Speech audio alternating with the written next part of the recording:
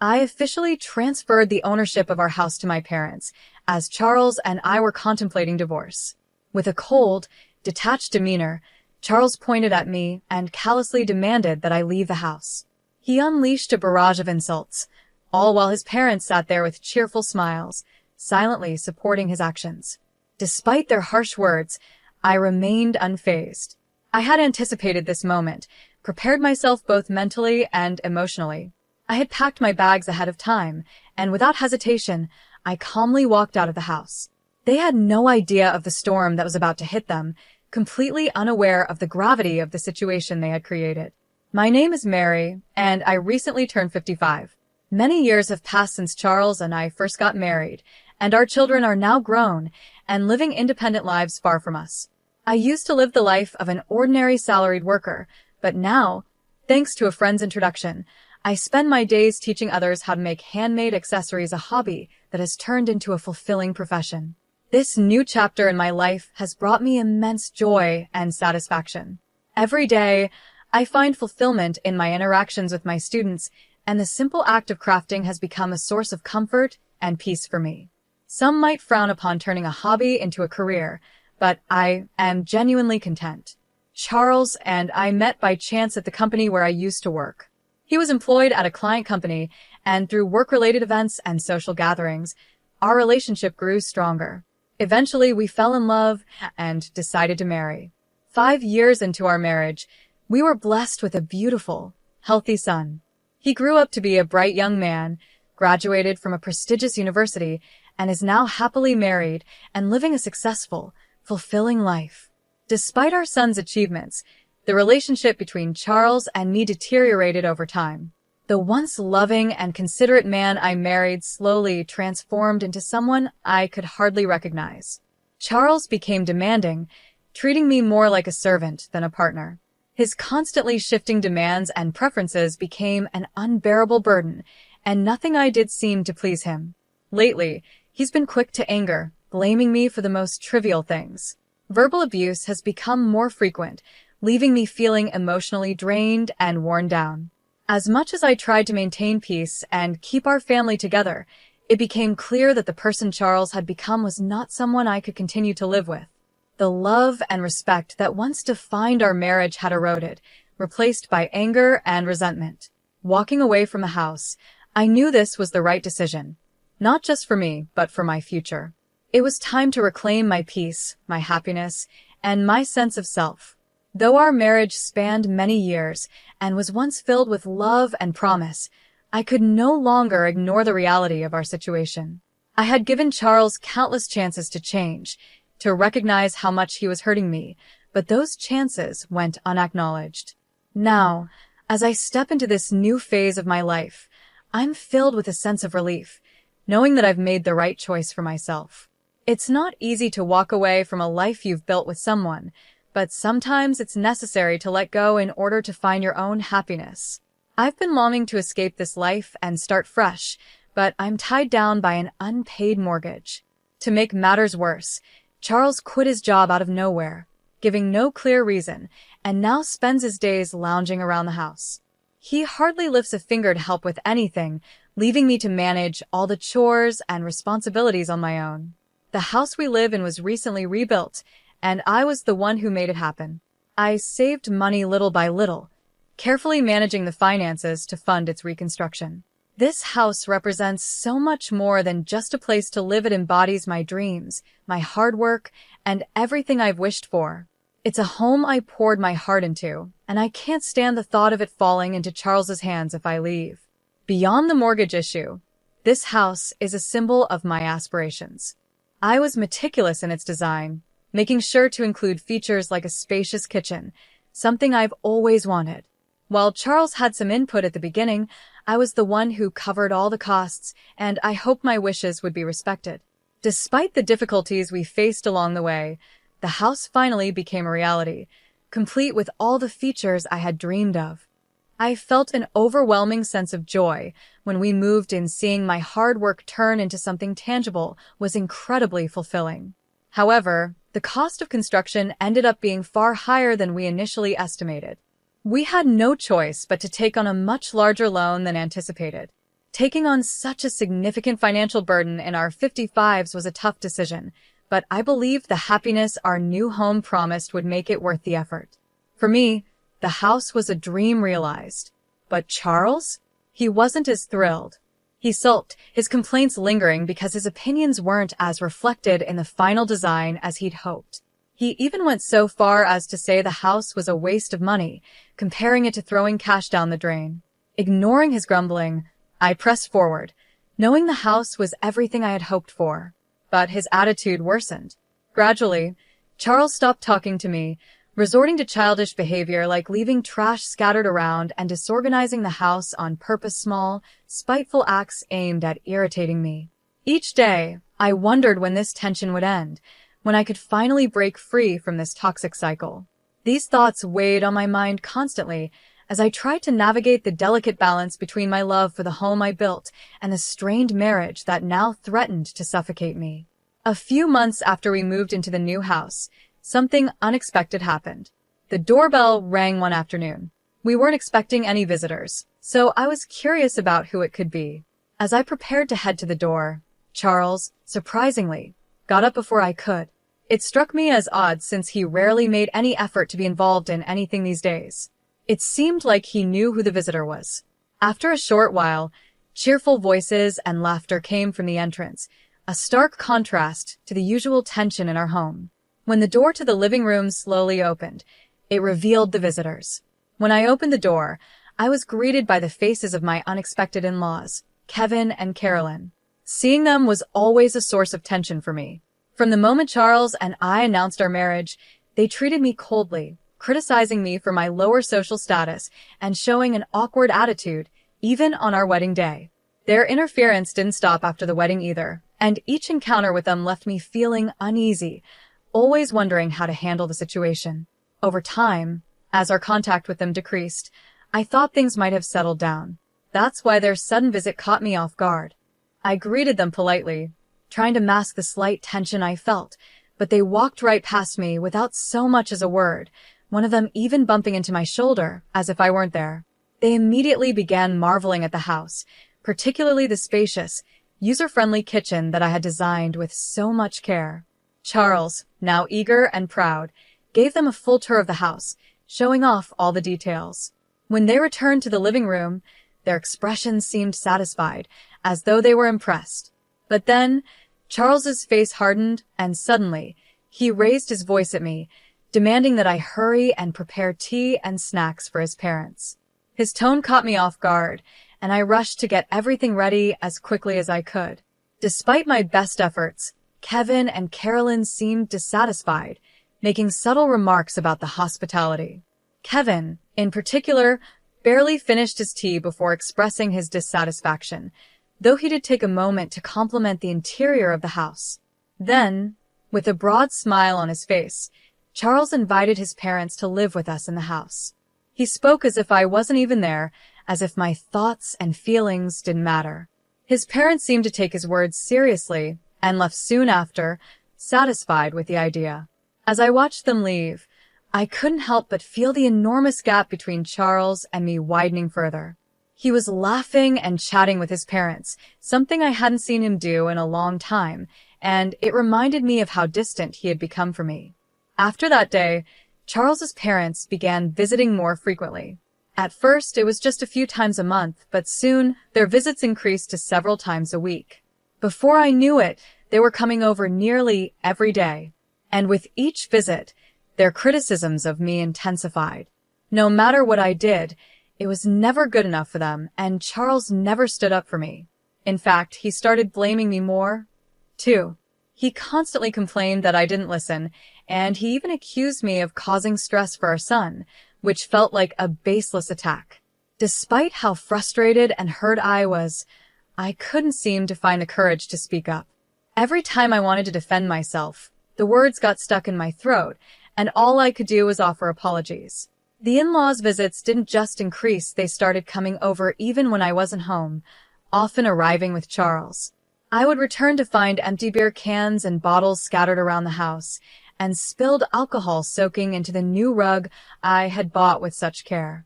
The house, which I had worked so hard to make perfect, began to smell of alcohol and feel dirty.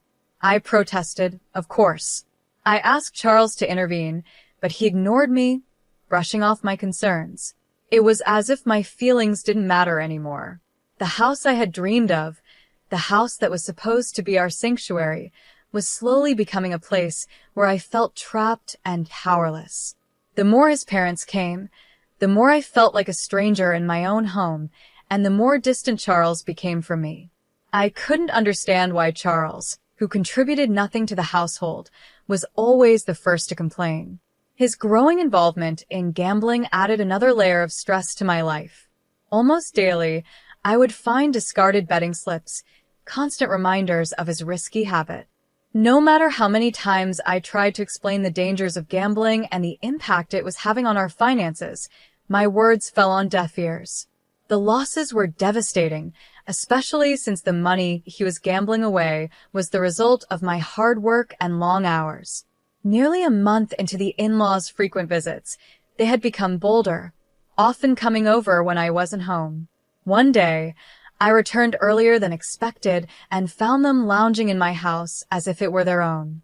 I confronted them, but their snarky remarks and dismissive attitude made it clear they considered my presence an inconvenience. Frustrated and stressed by the sheer audacity of Charles and his parents, I realized I had reached my breaking point. Instead of letting my emotions take over, I knew I had to come up with a plan to address the situation. During this chaotic time, something strange happened. The in-laws visited one day when I was supposed to be away. Their odd timing caught me off guard, and I sarcastically commented on how they always seemed to avoid me. Ignoring my remarks, they brazenly entered the house. Charles greeted them with a welcoming smile and led them on a tour, showing off different areas of the house, from the kitchen to the bathroom. I couldn't shake the feeling that there was a hidden agenda behind their visit. They inspected everything carefully, as if they were evaluating the place. When they left, they had satisfied expressions on their faces, as though they had confirmed something I wasn't aware of. Feeling uneasy, I questioned Charles about the inspections. He brushed off my concerns, telling me not to worry, and insisting that it was none of my business. But his behavior made me suspect that he was hiding something from me. It felt like he was manipulating the situation, though I couldn't quite figure out what his endgame was. All I could do was observe and wait, hoping to uncover the truth.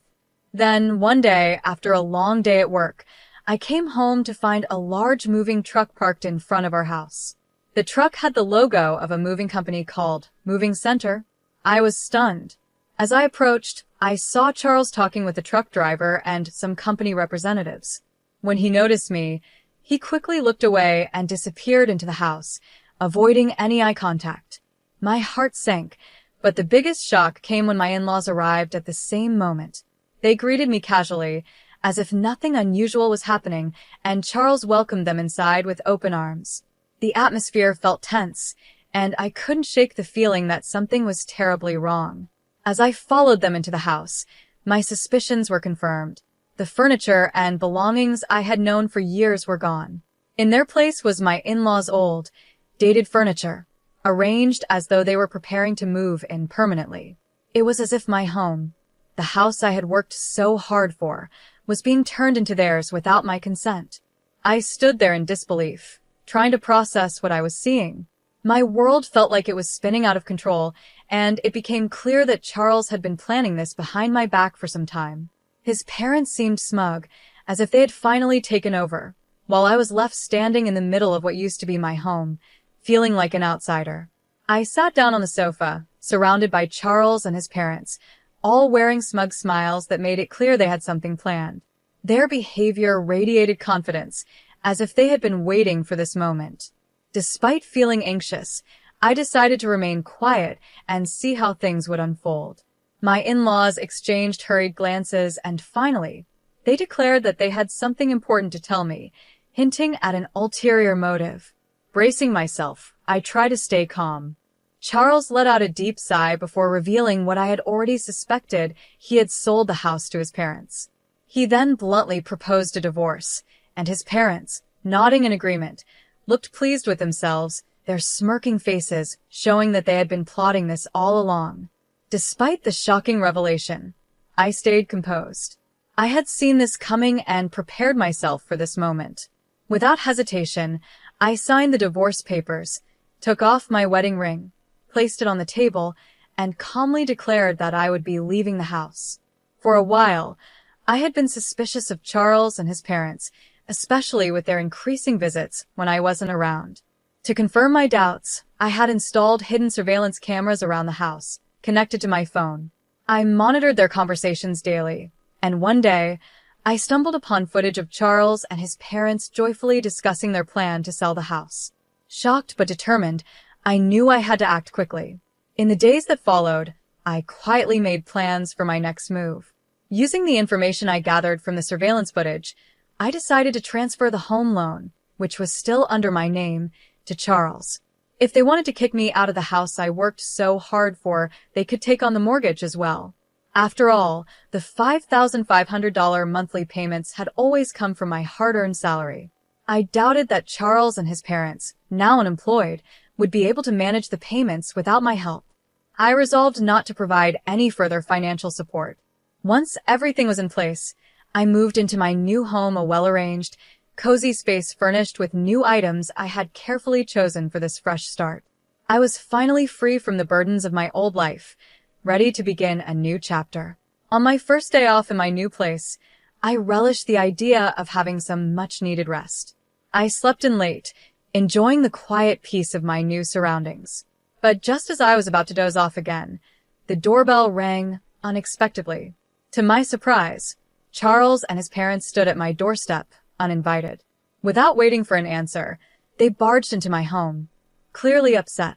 They spread out a document in front of me and accused me of changing the name on the house loan without their permission. Apparently, they had received the paperwork shortly after I left, and it came as a shock to them. Their expressions of disbelief told me they hadn't anticipated this. Charles and his parents angrily explained that they were all unemployed and couldn't afford the high monthly payments. Charles, in a furious outburst, declared that they would not pay the loan, as if refusing to face the reality of the situation. Calmly, I tried to explain the consequences of defaulting on the mortgage. I told them how interest and late fees would add up, increasing the final amount they would owe. Charles seemed skeptical at first, but as he searched for information online, his expression quickly changed. The weight of what I had done finally sank in. Shock and distress crossed his face as he realized the financial burden that now rested solely on his shoulders. I suggested that they look for new jobs to make a fresh start. As the reality of the situation sank in, their faces grew even paler. They admitted they had no savings or assets to fall back on, and Charles was weighed down by substantial gambling debts with no stable income to rely on. Desperate, they pleaded with me for understanding and help, reminding me of the years we had spent together. But I remained unmoved by their pleas. After everything they had put me through, I wasn't going to fall back into the trap of helping them again. Frustrated by my refusal, they tried to guilt me into reconsidering, but I quickly shut the door on their attempts to mend the situation. Their desperation grew, and in a last-ditch effort, they reported me to the police, accusing me of changing the mortgage without their consent. It didn't take long for the authorities to intervene, and eventually, Charles and his parents were removed from my property. Facing severe financial difficulties, they were forced to move to a smaller, more affordable apartment on the outskirts of town. Charles managed to secure a part-time job, which helped him support his parents, though it was far from the life of comfort they had once enjoyed. Meanwhile, my life remained steady, and I focused on my career, free from the chaos they had brought into my world. In my free time, I started a blog about handmade crafts, something I had always been passionate about. To my surprise, the blog gained attention, and soon I was earning extra income, doubling what I made each month. Requests for me to teach workshops and courses poured in, and I found myself busier than ever, but in a way that brought me joy and fulfillment.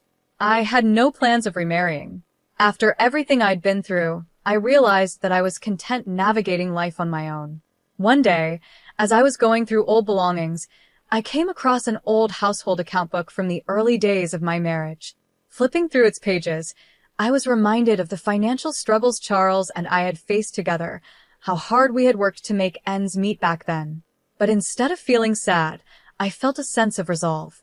I had come a long way since those early days, and now I was building a new happiness for myself on my own terms. I placed the account book back on the shelf, knowing that I had closed that chapter of my life for good, ready to embrace the future with confidence.